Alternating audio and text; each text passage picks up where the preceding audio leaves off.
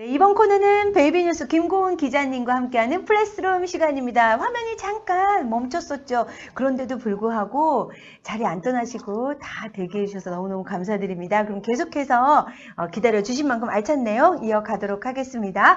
김고은 기자님 어떤 뉴스 뽑아주셨나요? 네, 지금 국정감사 기간이 거의 막바지에 접어들고 있는데요. 네. 이번 국정감사에서 지적됐던 임신, 출산 관련 사안들에 대해서 좀 말씀드리려고 해요. 네. 먼저 국회 보건복지위원회 더불어민주당 인재근 의원께서 출산 크레딧 제도에 대해서 좀 지적하신 문제가 있는데 이거 먼저 말씀드리려고 합니다. 네, 출산 크레딧이요. 여러분들은 출산 크레딧이라는 그 용어를 들어보셨는지 사실 제가 너무 낯설어서 저는 기사를 보고 지금 김고은 기자님 설명 보고 알았거든요. 여러분들은 아셨는지 좀 궁금하고요. 좀 먼저 설명 좀 해주세요. 뭔가요? 네, 이 출산 크레딧이 국가에서 오랫동안 시행 중인 제도인데 네. 지금 지현 씨가 말씀하신 저 것처럼 몰랐어요. 모르시는 분들이 많이 네. 있습니다. 네. 맨 처음 지적된 내용이 이거예요. 국민연금공단에서 나온 그 출산 크레딧 제도에 관한 설문조사 보고서에 따르면 내가 출산 크레딧에 대해서 잘 알고 있지 못한다고 말하는 젊은이가 95.82%. 대부분일 것 같아요. 네, 100명 중 100명 중 5명만 아는 네. 정도로 그 정도라는 이제 얘기가 있는데요. 얘기가 있는 게 아니라 그런 이제 결과가 나왔는데 이 출산 크레딧이 2008년 1월부터 시행된 제도거든요. 네. 아이를 둘째 이상 낳은 가정에게 국민연금의 가입 기간을 추가로 인정해주는 제도인 거예요. 네. 자녀가 2명이면 12개월을 국민연금 가입 기간을 연장해주고 자녀가 3명이면 30개월을 인정해주고 자녀가 4명이면 48개월, 5명 이상이면 50개월을 추가로 이제 인정을 해주는 거예요. 그렇군요. 이게 2008년 이전에 낳은 아기가 아니라 2008년 이후에 낳은 아기가 2명 이상이어야 이 제도를 적용받을 수가 있습니다. 그렇군요. 그러니까 지금 보면 고여진님 출산 크레딧이 뭔가요? 김유미님 잘 모르는 단어예요. 송치우님 저도 몰라요. 이채윤님 헐 저건 뭐지? 여러분들이 다 모르세요. 저도 제가 이걸 어디서 봤는데 기사 쓸 때 말고 어디서 봤는데 했는데 이게 뭐였냐면 국민연금 가입 그 공단에서 가끔 뭐 날라오는 거 있거든요. 우편물 오잖아요. 우편물 뒤편에 보면 써있더라고요. 그래요? 근데 그거 잘 아예 안 아시잖아요. 나왔는데 어떻게 알으셨어요? 아예 안 나와서 아예 안 나와도 그게 써있다고요? 우리 공단에서 이런 거를 하고 있다. 이렇게 뒷면에 써놓긴 아니 하는데 베이비뉴스가 가르쳐주니까 알지 이걸 어디서 하냐고요. 왜냐면은 봐봐요. 알기가 힘들더라고요. 2008년도에 시작을 했단 말이죠. 우리 어떻게 보면 엄마들이 받을 혜택인데도 모르고 있다는 거죠. 자, 그럼 정확하게 어떻게 우리가 받을 수 있는지를 좀 알아야겠습니다. 그러면 제가 아이가 둘이면요. 일단 아이 하나인 가정으로 보고 얘기를 할게요. 아이가 하나이면 연금을 12개월 더 받는다는 건가요? 아니요. 그게 아니라 출산을 일단 2008년 이후에 그렇죠. 이후에 했죠. 2008년 이후에 만약 내가 2명 이상의 자녀를 낳았다 이러면 제 국민연금 가입 기간 12개월이 추가가 되는 거예요. 12개월이 추가되는데 이게 그러니까 내가 돈을 더 내라는 소리가 아니고 그게 아니고 12개월을 똑같이 낸 돈 안에서 제가 이미 이제 다 냈다 쳐요. 납부를 하고 있었어요. 근데 제가 직장을 1년 더 다닌 셈 치게 되는 그러니까 국민연금 가입비 그걸 가입비가 아니죠. 그 비용을 1년 더 낸 것처럼 이제 해주는 거죠. 이게 가입 기간이 늘어나니까 연금액이 그러니까 많아지는 거고요.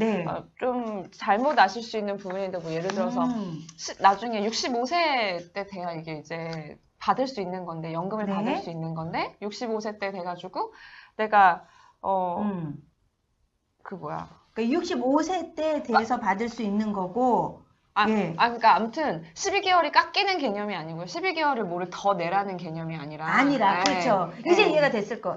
저 만나봐 주세요. 그러니까 내가 아이를 낳은 다음에 저 아이 낳았어요. 신고할 필요 없는 거죠. 네, 없어요. 그냥 가족관계 증명서에 다 있는 거죠. 그냥 저는 아이를 낳았으면 제가 수령하기 전에 65세 이후에는 제가 낸 거보다 1년 더 근데 그 1년치가 비용으로 오는 거예요. 비용이 좀 더 추가돼서 오는 거예요. 추가돼서 받게 되는 거. 1년을 더 연장해서 받는 게 아니라 금액을 추가적으로 내가 더 받게 되는 거군요. 어차피 연금은 65세 이상, 지금 제도상에 따르면 65세 이상으로 사망시까지 계속 받을 수 있는 걸로 되어 있기 때문에 죄송합니다. 비용이 조금 잘 몰라서. 네. 아니 진짜 정말 지금 많은 분들이 모르셨어요. 더 낸 걸로 그러니까 인정해준다고 합니다. 네네. 12개월, 아이 한 명당 12개월씩 더 낸 걸로 인정한다고 하니까 네. 우리가 같은 기간 동안 돈을 더 받게 되는 거죠. 일을 더 한 걸로 인정이 되는 거죠. 근데 이게 지적이 되는 부분이 뭐냐면 뭐가 있죠? 지금 당장 제가 가임기 여성인데 출산 계획이 있어요. 근데 65세에 받을 연금을 뭐 지금 제가 아이 둘 낳으면은 뭐 12개월 더 준다. 그것 때문에 제가 아이 둘 낳지 않잖아요. 그러니까 그렇죠. 이게 일종의 저출산 대책 중에 하나고 이게 금액이 엄청나게 이제 드는 복지 정책 중에 하나인데 제가 뭐 당장 지금 그거 12개월 더 연장을 해준다고 해가지고 아이를 더 낳을 것도 아니고 그렇죠. 또 이게 또 만든 요인 중에 하나가 제가 만약에 제가 지금 일을 너무 뭐 어떻게 하다가 못하게 됐어요. 그래서 경력 단절이 됐어요. 그러면 제가 지금 회사를 뭐 만으로 따졌을 때 한 7년 정도 다녔거든요. 그러면 국민연금을 10년 이상 부어야 이렇게 나중에 연금을 받을 수가 있잖아요. 근데 혜택을 못 받는 거예요. 제가 3년 못 받았으니까 3년 못 냈으니까 그럼 저는 연금을 못 받는 거잖아요. 이렇게 경력 단절 여성들이 자기가 몇 년씩 연금비를 내놓고도 나중에 못 받는 여성들이 있거든요. 그러니까 이런 사각지대를 해소하려고 만든 정책인 이런 제도인데 그런데 이거를 막상 이 여성들은 경력 단절 여성들 같은 경우에는 이거에 대한 혜택을 많이 못 보고 있다 이거예요. 혜택을 못 볼 것이다. 못 보고 있다. 그래서 이거를 조사를 해보니까 지금 출산 크레딧으로 노령연금을 받는 분들이 2010년에는 103명밖에 없었는데 2016년에 570명 정도로 좀 많이 늘어난 거예요. 근데 이 중에 570 몇 명 중에 4명만 여자였다는 거죠. 그거는 다 남자였다는 왜 남자한테로 나가는 거죠? 물론 부부니까 상관은 없다 쳐들어도 왜 그렇죠? 그렇죠. 근데 이거를 이제 아까 전에 말씀드린 것처럼 여성들 이런 복지 사각지대에 있는 여성들한테 좀 이렇게 주려고 한 건데 막상 제가 받을 때 되면 제가 만약 그렇게 경력 단절 여성이 됐어요. 그럼 남편이 보통 이제 그러면 일을 막 했을 거 아니에요. 그럼 남편이 가입 기간이 기니까 남편 비용이 더 많이 추가되는 게 낫잖아요. 이거 남자 여자 둘 중에 하나를 선택해서 받을 수가 있거든요. 웬만하면 남성한테 이게 몰아줘서 그렇게 되는 걸로 이제 그렇군요. 근데 그거야 뭐 어쩔 수 없는 경우라고 쳐도 이게 당장에 지금 키우기가 힘든데 65세 이상 가서 받아야 된다는 것도 너무 그렇고요. 그러니까 좀 이게 뭐 별로 효과 만들어놓고 없는 활용하지 못하게 하는 제도 말고 우리가 이걸 일단은 먼저 알아야 될 것 같고요. 그 다음에 우리가 엄마들이 알아서 큰 소리를 좀 모아줘야 좀 더 이 정책이 활용성 있게 돌아가지 않을까라는 생각이 듭니다. 맞아요. 네. 자, 그럼 다음 이슈는 뭔가요? 역시 국회 보건복지위원회에 있는 그 남인순 의원이 지적한 내용인데요. 산모들의 산후조리원 이용 금액이 좀 천차만별이라 공공 산후조리원이 필요하다 이런 지적이 나왔습니다. 맞아요. 가격 장난 아니죠. 산후조리원 여러분들 가격대 얼마로 알고 계신가 좀 올려봐 주세요. 저도 진짜 궁금해요. 저 때만 해도요. 일주일에 막 한 6, 70만 원이면 됐었거든요. 10년 전에. 근데 지금은 아니죠. 쌌네요. 저 때는 그런 걸로 해서 일주일에 아닌가? 저는 못 이용했거든요. 아이가 너무 힘들게 병원에 입원하고 있어서. 근데 요즘은 그냥 150, 200? 일주일에? 이렇게 넘어가는 걸로 알고 있는데 여러분은 어떤가요? 유미용님. 조리원비 너무 비싸요. 요유님 열흘에 150이요? 그럼 하루에 한 15만 원이 되는 거네요. 호텔이네 호텔. 우와! 유미용님 2주에 300. 거봐요. 일주일에 150 이렇게 되는 거예요. 이게요. 평균 비용이 이번에 나왔거든요. 250도 있어요. 근데 보통 이렇게 된대요. 여기서 이제 산후조리원 비싼 곳 이제 지자체별 평균 금액을 조사를 했는데 일반실 2주 기준이죠. 특별실 아니고 특실 아니고 일반실 2주 기준으로 서울이 302만 원 평균이에요. 2주 평균 302만 원, 울산이 241만 원, 그리고 대전이 230만 원 순이었는데 이제 좀 점점 그렇긴 하지만 제일 이제 싼 곳이 전북에 있는 정읍 이쪽이 이제 2주에 70만 원 하는 데가 있었다고 해요. 그러니까 가격 편차가 7.1배 정도 엄청난 차이가 나는 기준이 있었으면 좋겠어요. 그리고 어떤 경우에는 특실 같은 경우는 뭐 1000만 원이 넘는 것도 있다는데요. 근데 예약이 다 찼다면서요. 그런 것도. 조미정님도 최경은님은 2주에 350. 지금 많아요. 거의 2주에 300 정도 이렇게 있습니다. 자 근데 이렇게 비싸도 예약이 꽉 찼다면서요. 그렇죠. 이 특실 같은 경우에는 더 비싸잖아요. 1,000만 원 넘는 경우도 있고. 네. 이제 그 전국에서 가장 비싼 산후조리원 비용도 좀 조사가 나왔는데 네. 강남 H산후조리원의 경우에는 일반실 이용요금이 800만 원, 특실 이용요금이 2천만 원. 와. 그리고 D 산후조리원은 일반실 650만 원, 특실은 1,500만 원.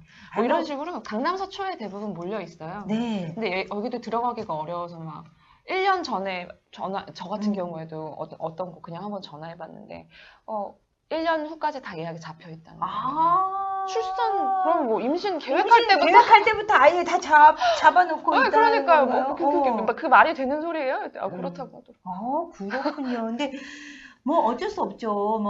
뭐 어떤 곳은 비쌀 수도 있고 어떤 곳은 저렴할 수도 있는데 무엇보다도 이 가격의 기준이 좀 공공산후조리원 같은 경우가 좀 있어야 되는 거 아닌가라는 생각이 들어요. 그러니까 가격이 너무 비싼 곳은 비싸고 또 여러 가지 이게 가격 기준이 없어서 그냥 좀 이렇게 편차도 심하고 그리고 또 이 정보 같은 경우에도 제가 뭐 예를 들어 뭐 M 카페에 들어가가지고 어느 산후조리원 좋다고 하길래 댓글을 달아요. 여기 얼마에 이용하셨어요? 쪽지 그러면 막 저도 문의합니다. 저도 문의합니다. 난리 나거든요. 그러니까 이게 정보를 병원에 전화해서 알려달라고 하면 알려주시기도 하죠. 근데 엄마들이 뭐 인터넷이나 보통 블로그나 이런 데 통해서 많이 정보를 네. 얻으세요. 그러니까 이런 정보를 좀 더 공공적으로 알 수 있는 이런 방법도 생겨야 된다. 그리고 또 공공산후조리원이 좀 더 생겨서 비용적으로도 좀 부담 가지시는 산모들이 좀 그 부담을 덜어야 된다 이런 지적이에요. 네. 산후조리원이 현재 지금 전국에 671개인데 네. 공공산후조리원 공공산후조리원은 사실 아직은 많지 않습니다. 네. 서울 송파 그리고 제주 서귀포, 충남 홍성, 전남은 해남에서 운영 중인데 평균 요금이 한 170만 원 정도? 아까 전에 말씀드렸을 때 전국 평균 냈더니 거의 이제 일반실 기준 230만 원 정도가 나왔거든요. 이준. 근데 이게 좀 60만 원 정도? 공공산후조리원이 조금 저렴한 거죠. 그래서 맞습니다. 차이미님께서 도우미 지원이라도 좀 늘어났으면 좋겠어요. 이러고 김소연님 조리원이 차값이라고. 박홍철님 2천만 원 너무하네요. 문수민님 비싼 곳이 좋기는 맞아요. 좋아요. 그런데 이왕이면 정말 어려우신 분들을 위해서 좀 어떤 공공산후조리원이 있었으면 좋겠다라는 생각이 듭니다. 호텔 같죠. 시설이나 이런 면들이 훨씬 더 호텔 같고 좋죠. 밥도 호텔 같네요. 그렇죠. 저도 사실 못 이용해봐서요. 네. 아이고, 맞아요. 어떤 분은 남편 월급이 2주 만에 날아가네요. 라고도 해주셨습니다. 네. 산후조리원 가야죠. 우리 엄마들이 쉬려면. 근데 좀 어떻게 좀 쉽게 이용할 수 있고, 좀 가격 형성이 좀 딱 바깥으로 보여줬으면 좋겠어요. 우리가 어떤 광고 보고 쫄깃해가지고 믿지 못할 광고 보고 가는 것보다는 믿을 수 있는 어떤 기준들이 좀 세워지기를 저희가 기대를 해보겠습니다. 네. 홍보 기자님 마지막으로 해주실 말씀 있으시다면요. 제가 할 말씀 뭐 다 잘 해주셔가지고. 네.